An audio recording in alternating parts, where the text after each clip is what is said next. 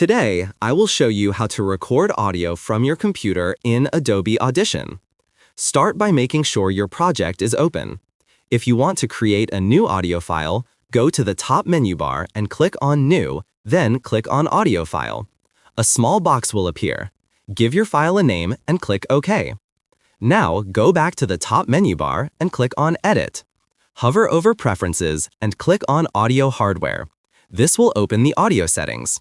In the Device Class drop-down menu, make sure MME is selected. Next, go to your Windows taskbar and right-click on the audio icon. Click on Sound Settings. Scroll down and click on More Sound Settings. A new window will open.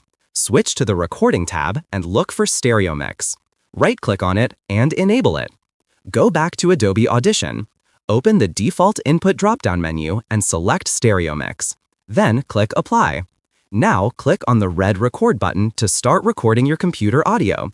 Keep in mind, this method will not work if you are using Bluetooth speakers. You need a physical connection with your audio devices.